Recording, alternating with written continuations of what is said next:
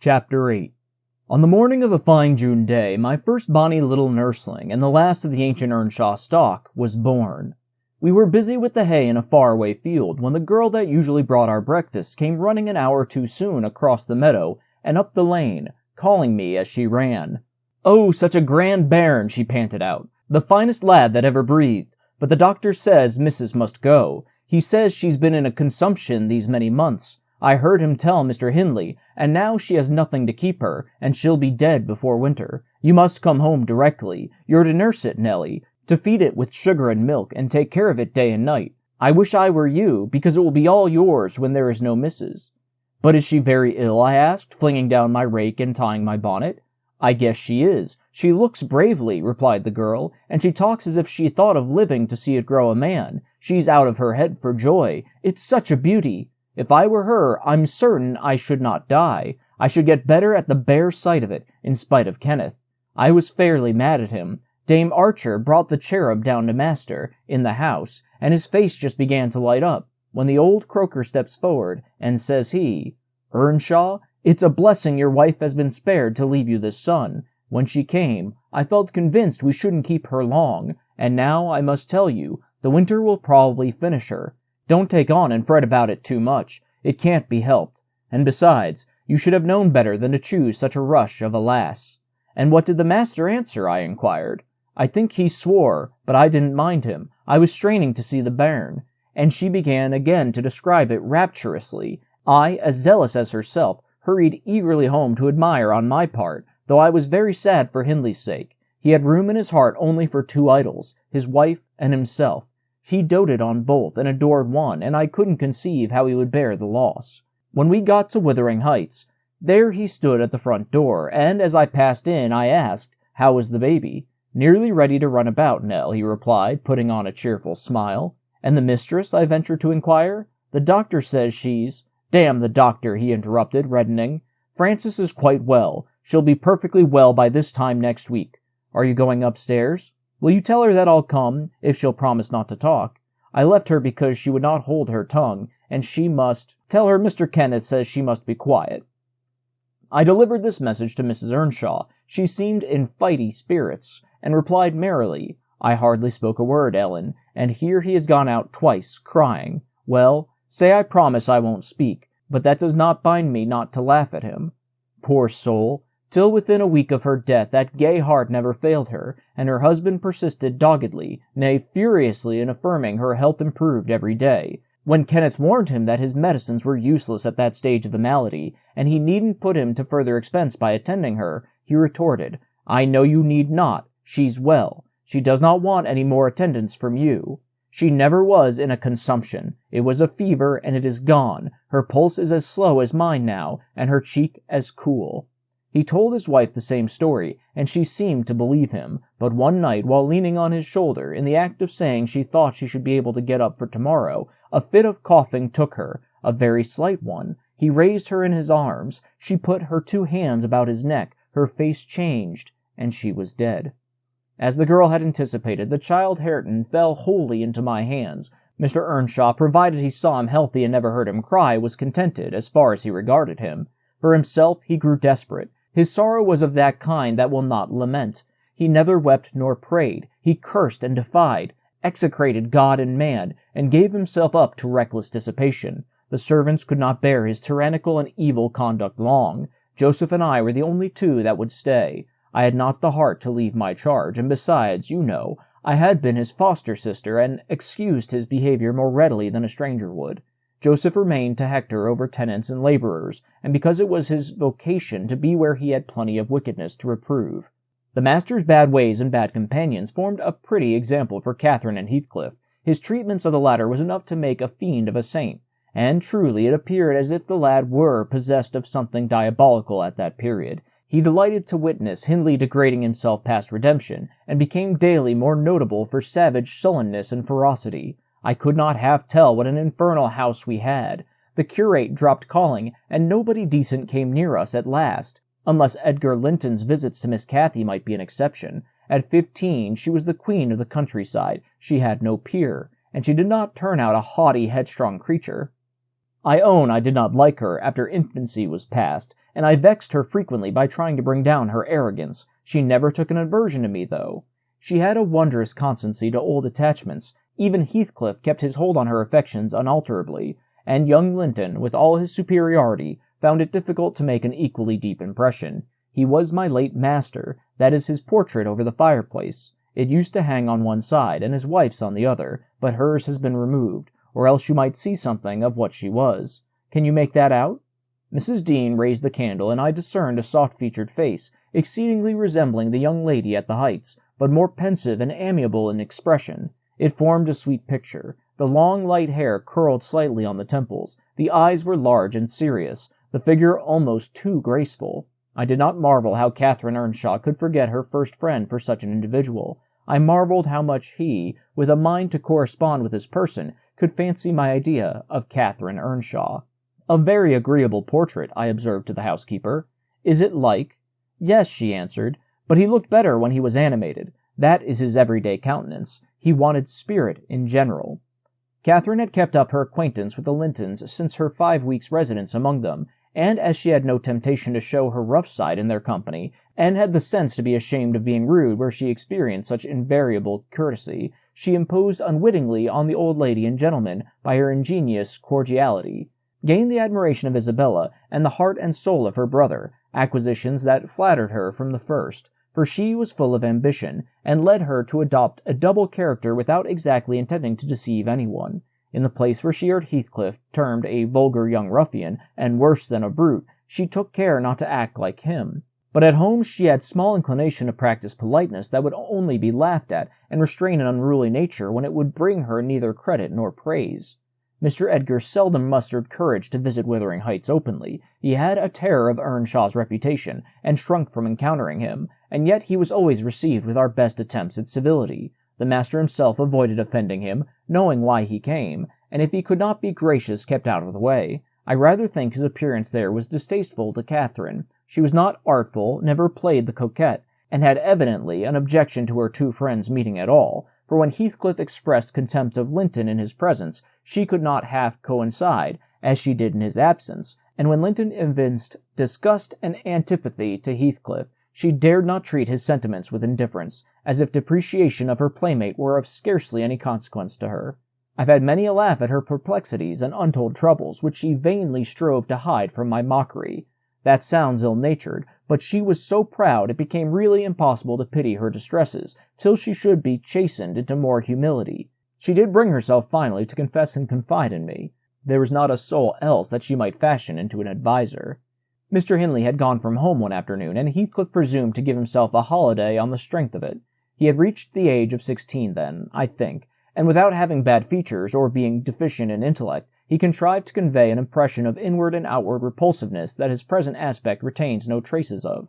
In the first place, he had by that time lost the benefit of his early education. Continual hard work, begun soon and concluded late, had extinguished any curiosity he once possessed in pursuit of knowledge, and any love for books or learning. His childhood's sense of superiority, instilled into him by the favors of old Mr. Earnshaw, was faded away. He struggled long to keep up an equality with Catherine in her studies, and yielded with poignant though silent regret.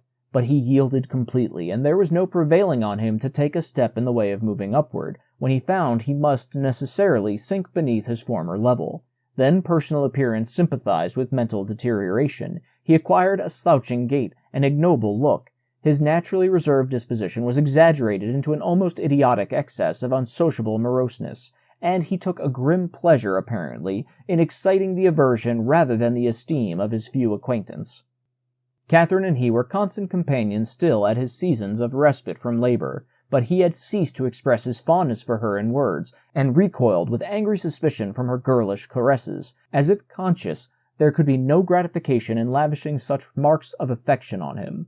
On the before-named occasion he came into the house to announce his intention of doing nothing, while I was assisting Miss Cathy to arrange her dress. She had not reckoned on his taking it into his head to be idle, and imagining she would have the whole place to herself, she managed by some means to inform Mr. Edgar of her brother's absence, and was preparing to receive him. "Cathy, are you busy this afternoon?" asked Heathcliff. "Are you going anywhere?" "No, it is raining," she answered. "Why have you that silk frock on, then?" he said. Nobody coming here, I hope." "Not that I know of," stammered Miss. "But you should be in the field now, Heathcliff. It is an hour past dinner time. I thought you were gone." "Hindley does not often free us from his accursed presence," observed the boy. "I'll not work any more today. I'll stay with you." "Oh, but Joseph will tell," she suggested. "You'd better go." "Joseph is loading lime on the farther side of Penistone Crags. It will take him till dark, and he'll never know." So saying, he lounged to the fire and sat down. Catherine reflected an instant with knitted brows. She found it needful to smooth the way for an intrusion. "Isabella and Edgar Linton talked of calling this afternoon," she said at the conclusion of a minute's silence. "As it rains, I hardly expect them, but they may come, and if they do, you run the risk of being scolded for no good." "Order Ellen to say you are engaged, Cathy," he persisted. "Don't turn me out for those pitiful, silly friends of yours. I'm on the point, sometimes, of complaining that they— But I'll not." "That they what?" cried Catherine, gazing at him with a troubled countenance. "Oh, Nellie," she added petulantly, jerking her head away from my hands, "you've combed my hair quite out of curl. That's enough, let me alone. What are you on the point of complaining about, Heathcliff?" "Nothing. Only look at the almanac on the wall." He pointed to a framed sheet hanging near the window and continued, "The crosses are for the evenings you have spent with the Lintons, the dots for those spent with me. Do you see? I've marked every day." "Yes, very foolish, as if I took notice," replied Catherine in a peevish tone. "And where's the sense of that?" "To show that I do take notice," said Heathcliff. "And should I always be sitting with you?" she demanded, growing more irritated. "What good do I get? What do you talk about? You might be dumb, or a baby, for anything you say to amuse me, or for anything you do, either." "You never told me before that I talked too little, or that you disliked my company, Cathy," exclaimed Heathcliff in much agitation. "It's no company at all, when people know nothing and say nothing," she muttered. Her companion rose up, but he hadn't time to express his feelings further, for a horse's feet were heard on the flags, and having knocked gently, young Linton entered, his face brilliant with delight at the unexpected summons he had received. Doubtless Catherine marked the difference between her friends, as one came in and the other went out. The contrast resembled what you see in exchanging a bleak, hilly coal country for a beautiful, fertile valley, and his voice and greeting were as opposite as his aspect. He had a sweet, low manner of speaking, and pronounced his words as you do. That's less gruff than we talk here, and softer. "I'm not come too soon, am I?" he said, casting a look at me. I had begun to wipe the plate, and tidy some drawers at the far end in the dresser. "No," answered Catherine. "What are you doing there, Nellie?" "My work, miss," I replied. Mr. Hindley had given me directions to make a third party in any private visits Linton chose to pay. She stepped behind me and whispered crossly, "Take yourself and your dusters off. When company are in the house, servants don't commence scouring and cleaning in the room where they are." "It's a good opportunity now that master is away," I answered aloud. "He hates me to be fidgeting over these things in his presence. I'm sure Mr. Edgar will excuse me." "I hate you to be fidgeting in my presence," exclaimed the young lady imperiously, not allowing her guest time to speak. She had failed to recover her equanimity since the little dispute with Heathcliff. "I'm sorry for it, Miss Catherine," was my response, and I proceeded assiduously with my occupation. She, supposing Edgar could not see her, snatched the cloth from my hand and pinched me with a prolonged wrench, very spitefully on the arm. I've said I did not love her, and rather relished mortifying her vanity now and then. Besides, she hurt me extremely, so I started up from my knees and screamed out, "Oh, miss, that's a nasty trick. You have no right to nip me, and I'm not going to bear it." "I didn't touch you, you lying creature," cried she, her fingers tingling to repeat the act, and her ears red with rage. She never had power to conceal her passion. It always set her whole complexion in a blaze. "What's that, then?" I retorted, showing a decided purple witness to refute her. She stamped her foot, wavered a moment, and then, irresistibly impelled by the naughty spirit within her, slapped me on the cheek, a stinging blow that filled both eyes with water. "Catherine, love, Catherine," interposed Linton, greatly shocked at the double fault of falsehood and violence which his idol had committed. "Leave the room, Ellen," she repeated, trembling all over. Little Hareton, who followed me everywhere, and was sitting near me on the floor at seeing my tears, commenced crying himself, and sobbed out complaints against wicked Aunt Cathy, which drew her fury onto his unlucky head. She seized his shoulders, and shook him till the poor child waxed livid, and Edgar thoughtlessly laid hold of her hands to deliver him. In an instant, one was wrung free, and the astonished young man felt it applied over his own ear in a way that could not be mistaken for jest. He drew back in consternation. I lifted Hareton in my arms, and walked off to the kitchen with him. Leaving the door of communication open, for I was curious to watch how they would settle their disagreement. The insulted visitor moved to the spot where he had laid his hat, pale with a quivering lip. "That's right," I said to myself. "Take warning and be gone. It's a kindness to let you have a glimpse of her genuine disposition." "Where are you going?" demanded Catherine, advancing to the door. He swerved aside and attempted to pass. "You must not go," she exclaimed energetically. "I must and shall," he replied in a subdued voice. "No," she persisted, grasping the handle. "Not yet, Edgar Linton. Sit down. You shall not leave me in that temper. I should be miserable all night, and I won't be miserable for you." "Can I stay after you've struck me?" asked Linton.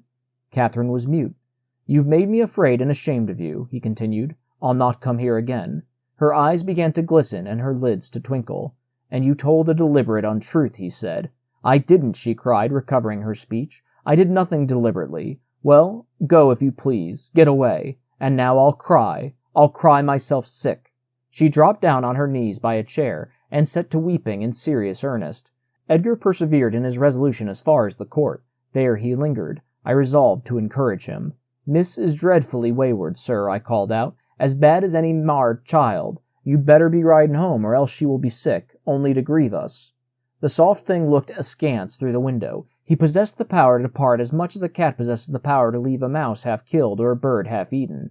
Ah, I thought, there will be no saving him. He's doomed, and flies to his fate.